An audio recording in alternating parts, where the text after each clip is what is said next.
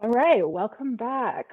So another opening game that I know that at least, let's see, 66% of this call is excited to see is the 49ers versus the Bears. So tell me, this is your chance. This is your time to shine. What do you think's going on with the Niners this season? They still got to figure out their offense. Whether internally, hopefully they've got it figured out. They're staying real vague, non-determining statements when it comes to the outside.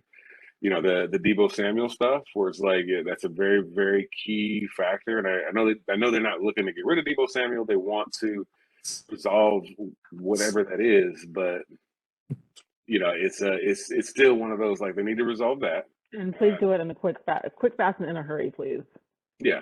I was disappointed. I mean, it's expected, but was disappointed with the departure of Raheem Mostert, because we really didn't get a chance to see him. And I think when he's on the field, I think it changes a lot of things because of his just as fast as he is and how well he can run.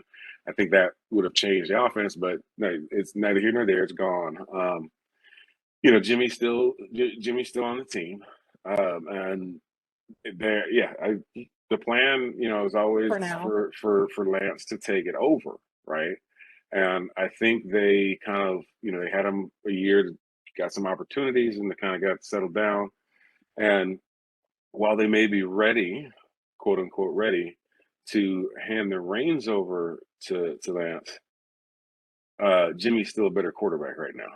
And what they're running into is, we don't want to give Jimmy away for nothing. We don't want to do that. He's got some interest, right?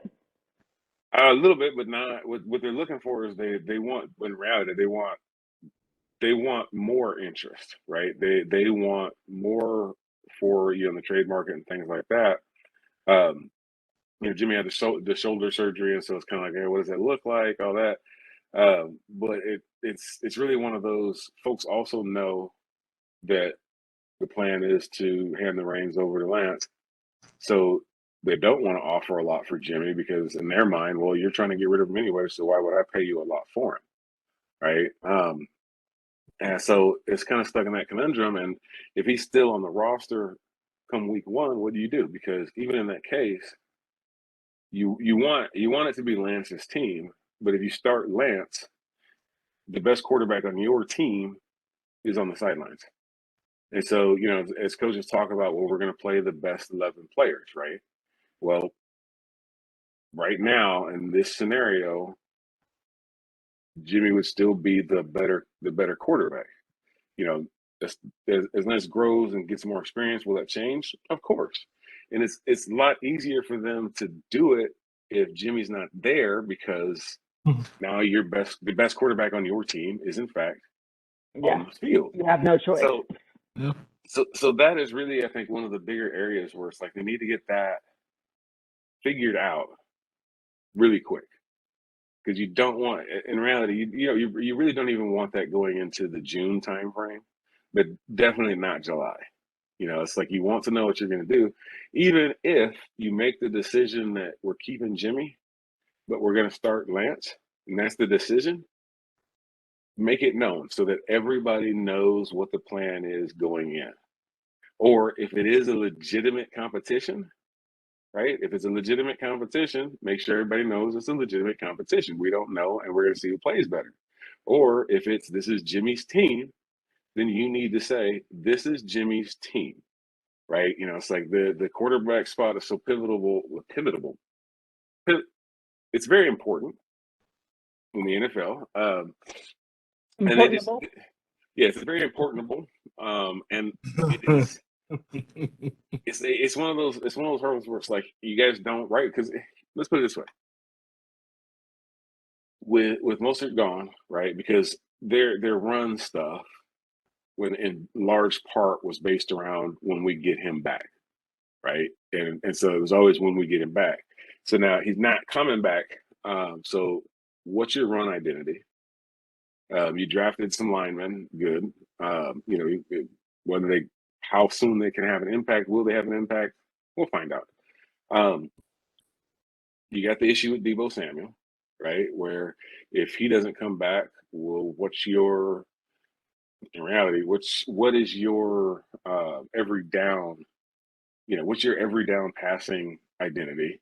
And then you don't know who your quarterback is, so you don't know what your passing game's identity is at all. And that's one of those where it's just kind of like, Shanahan's a good coach, but one of his biggest weaknesses is not understanding who his team is, right? And right now, nobody understands who the team is, unless hey, hopefully there's a But lot they're going not on sharing. and they're just Yeah. not sharing it. I'm cool with that. But, from the outside looking in, it just looks like offensively they have no idea who they are or what they're going to do. Um, they've got, well, hypothetically, they've got the tools, but it hinges on those of just like, where do you want to do with your running game in the long run? Are you going to have Debo Samuel, and who's under center? And your defense should come back, should be good.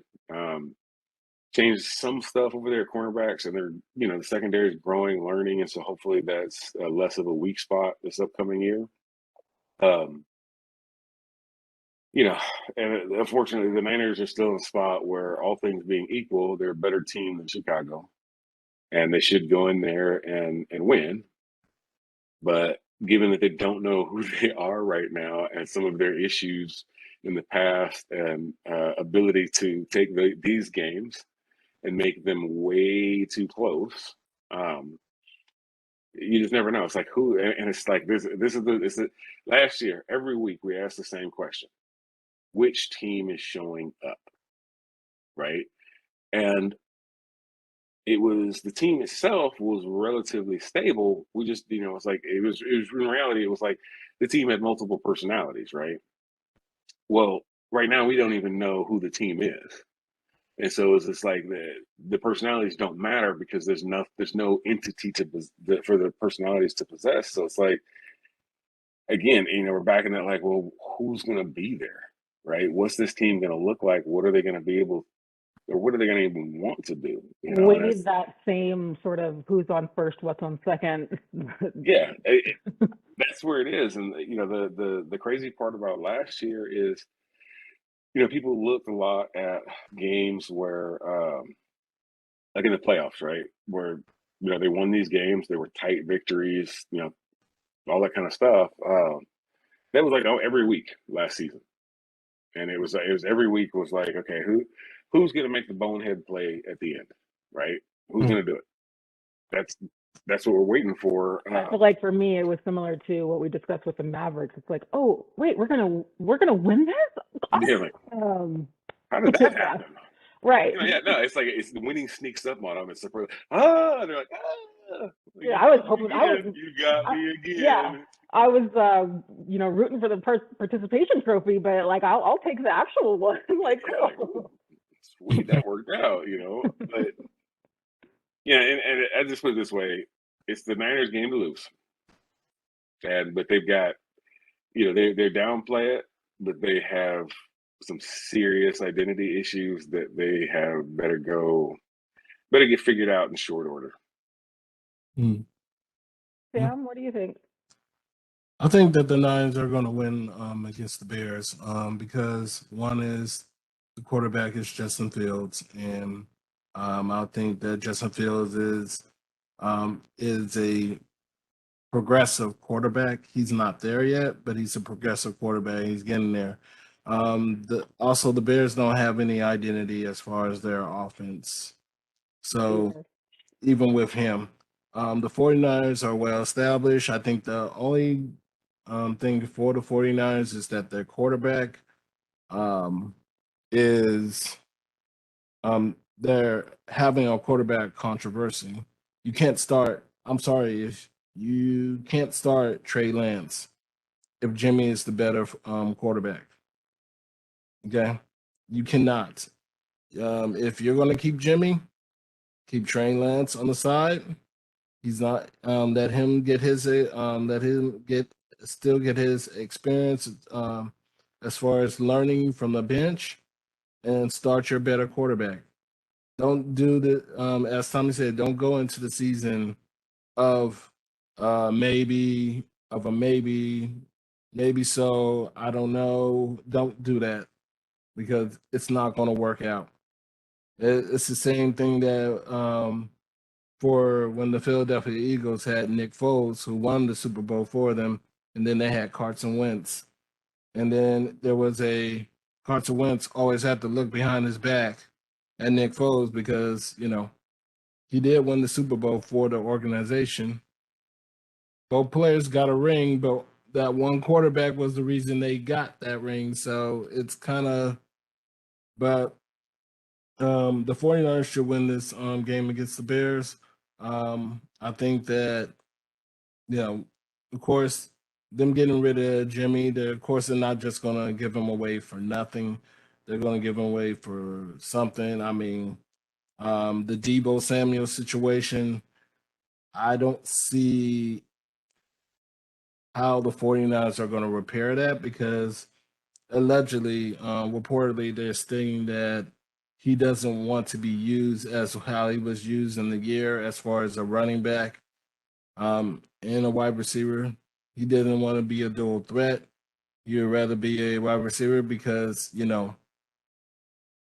um, he will have more time in the NFL and he doesn't want to take those hits like he's been taking for the season. But I mean, you're gonna use him to the best of his ability. And he need a coach in that. And I guess their offensive coach that went to Miami, I guess that's also something that he loved that coach. But it's I don't see it going well for the 49ers and Debo Samuels. I think at the end of the day, they're going to have to trade him if Debo Samuels holds out on them. They're going to have to trade him. And then No, but he's so Debo Samuel brings up a good point though, right? Like his use, especially like the Niners have always, and this has been a staple forever, every under head coach. Staples or the 49ers are going to use their receivers in the running game, right? It's going to happen. It's always been there. It's just part of the team. The 49ers lining up their wide receivers as running backs, that's that part of it specifically was we basically our entire running back core is gone. We, all like two of our top guys aren't playing. It's like we Elijah built did this good this thing. season, though. He Elijah wasn't, did good for a running but back. he wasn't expected to be there. He wasn't going to be a rotational player, right? That's what I mean by their identity. It's not that they couldn't build around him, and they certainly can. But the identity that they built for their running game wasn't for him, right?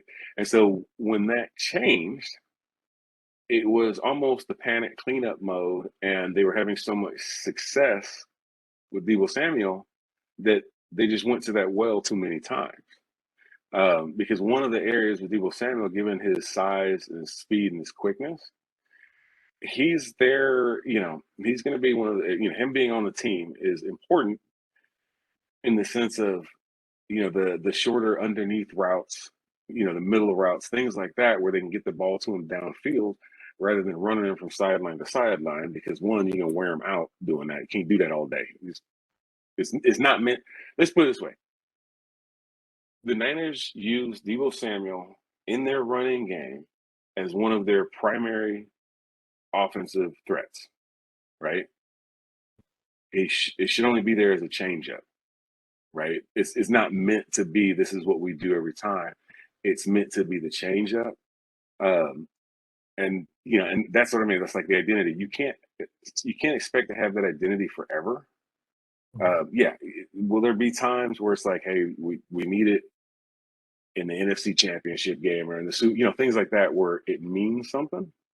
But if that's your entire offense, especially with the talent that you have on the field, and that's your entire offense, you just don't have that identity. And it's like, I would see it's like if they can define their identity, that's going to be part of Deebo Samuel's consideration, as well as the money side of it. But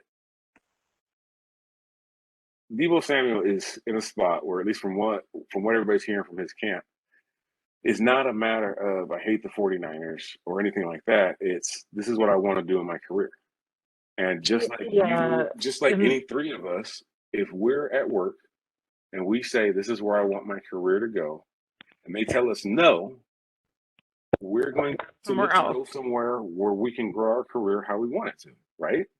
And I think that's a problem with somebody who's just consistently good at whatever they do, is your employer tends to be like, oh, well, we have a problem in this area. He could do it. But it's like, Yeah. yeah, but he doesn't That's want not what to he do wants to that. do. He wants to do this. So you can put him in there temporarily, but you can't use that as your go-to all the time. You're just gonna, even if you're not burning him out, running across the field back and forth, mentally, he doesn't want to do this. So, Well, no, you know, so here's one. Something the Niners need to consider, and they haven't figured it out, or it's not that we've seen, but puts them in a spot where they really wouldn't need to use him in the running game, at least not that much. It would be strictly as the changeup. Is they've got to get a receiver that can blow the top off. If you don't have a receiver that can blow the top off, you are stunting. You're stunting your entire friggin' offense. But all your underneath stuff. And last I checked, they might have some talent, in the passing game. Couple players, maybe, right? But like you go back, 2 years, whatever, the Super Bowl run when they had is that Emmanuel Sanders? Yes. Once he came in, it was like, oh look, we can blow the top off. Now all of a sudden, Jimmy can throw the ball underneath all friggin' day, and occasionally go downfield, and sometimes actually, complete the pass. But they have to have that. They got to get that, because if you get that, now Deebo Samuel's in a spot where he can basically run underneath without folks having. You can't double him anymore. It doesn't work, because if you double him, you're not doubling somebody else, right? yeah. Like there's somebody in there that gets left open, that just you don't get the chance to do that. But right now it's like the Niners passing game and their defensive secondary are those two areas that last year were the worst, right? And for multiple reasons. And it's like people blame Jimmy all the time. They were like, well, Jimmy does this, Jimmy does that. And I get it that you want your quarterback to produce all this stuff, but at the end of the day, it's like, well, it ain't just a Jimmy thing. It's a lot of it is situational. And like, don't get me wrong, I'm not saying that Jimmy is like the end all be all Tom Brady type deal where he's going to put the team on his shoulder and go. And that's what everybody was hoping, right? They're like, oh my God, Tom Brady reincarnate. But it's not him. But the tools are there, and there's like the Niners. Maybe they see it and they're just helpless. But do they not? Does anybody else? I get the feeling sometimes that it's like they don't go back and look and say, oh, this is why we had success, right? And this is where it's like, okay, we can talk about the sense of like Jimmy's shortcomings, right, as to why they want to trade over. And you go back to the Super Bowl. Just go back to the Super Bowl, right? Where you've got all the pieces in place. You got your below the top off receiver, which is, in my opinion, their difference between winning championships and not lies right there. Right? That's where it is, because when they've got that receiver, what happens? Right? The passing games opens up. They can get way more stuff going downfield. Everything's happier. And even when they've got strategy now. We're not running the same set of 5 plays all the time. Yes. And so you have that. Now we reach Jimmy's flaw. You got that in place. You need a touchdown. You blow the top off the receiver, is wide open, and you overthrow him. That's where it comes at, right? But here's the thing, where we talk about, do you go Lance or Jimmy? You don't have a number. You don't have a blow the top off receiver to put yourself in that position right now, so it's irrelevant. Yeah, we don't even know. Yeah. Yep. So I mean, it's really just I don't know, it's one of those situations. It still comes back to figure out who your identity is, and you're right. No, if your identity, well, this is the irony of it, right? If your identity is that Deebo Samuel is going to be our everything, he doesn't want to do that. He's not going to play, right? And so then you'll have to come up with another identity. Now you're just still Well, down an identity. even if Deebo Samuel was like, okay, I'll do that, and that can be our identity. You should have realized by now that you'll have success, but it's not going to put you over the top. So you need a new identity. Right. Either way. I'm like, either way, Deebo Samuel is not doing it. Whether he's there or not, he's just you really in reality, you don't want him to do that, and he doesn't want to do it. So why is it even a discussion? It's just like, look, dude, we appreciate everything you did. You helped us win, but long term, it's not good for you. It's not good for us. What we need to define is what do you want being a wide receiver to look like, and going with that. And Deebo Samuels, I think for somebody like Deebo Samuels, who did do all of the, he put his heart and soul into it, right? It's not a matter of being a diva or anything like that. He's giving you everything. He's just saying, it's like, look, and it almost comes down to this, where it's like, look, dude, last year hurt. You guys want me to do that? I want a long NFL career, and you're going to cut it in half. So I need you to pay me double. Yeah. You know what I mean? And even then, it's like still, he's a wide receiver. He wants to be a wide receiver. He's good at being a wide receiver. So there's this weird thought that I had. It's a very weird thought. Wait, let me guess. Let him be a wide receiver? Well, I mean, I just look at it in this sense, right? In a typical set with the Niners, when they're running their two-back setup, you got two receivers and your tight end. So if one of your receivers is Deebo Samuel, your tight end is Kittle, and your other receiver can blow the top off, right? And you have a successful run game that doesn't involve necessarily, Deebo Samuel. There's two other backs that can get it done, and especially the fact that your backs get into the passing game too. You cause some problems for defenses, and because they got to play the entire field, they've got to cover it. Right now, they don't. They got to cover a short area, and it's just the way that it is. So, what if the 49ers picked up Deshaun Jackson? Would you think that he would be over the top receiver to do that? he could be. I mean, Jackson is right. It's a dual threat, right? So he's fast, or he's quick. He's quicker than he is fast. He will be able to stretch the field. I don't know that he can absolutely blow the top off, but he ends up blowing the top off because he's one of those guys. Hey, he's running 100 miles an hour, and you're like, he's running. I got to turn. I got to get on my horse because I got to keep up with him. And as soon as your hips turn, he turns direction and he runs it in. You thought that he was burning down the field. We were going to like a post corner route. But no, he's just running an in. It just looked that way. And so now I've got to slow my roll with whatever I do because I don't know which one he's going to do until he commits. I can't jump it. I can't guess because if I guess and I'm wrong, I'm going to get burned because I'm not going to catch up. Like if I know that if I know he's running straight downfield, I can keep up. But because I don't, I'm going to be about a half a step behind at least. So it'd be nice if they did. I would love it. I don't see it happening. I see them more so looking for like somebody like in that spot like Ted Ginn Jr., where up and coming, very, very fast. You don't need him to be a superstar, so you don't have to pay him a lot of money. You get what you need, and you keep the cycle going. So,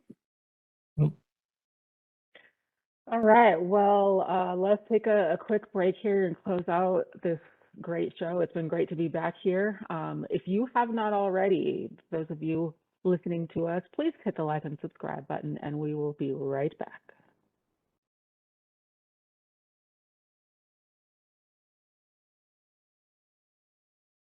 Hello and welcome back to Justin. Again, I am your host, Adriana Lamar, here with Sammy Wells and Tommy Scott. But on the serious side, thank you for joining us today. We know it's been a while since we've been here, and we're hoping to get these up a little bit more often as we head into summer, and especially as we head into our favorite sports season. Well, some of us have a favorite sports season of football. Some of us, I think, is basketball, but it's okay. We forgive you, Sammy. Again, Hey, I really enjoy curling.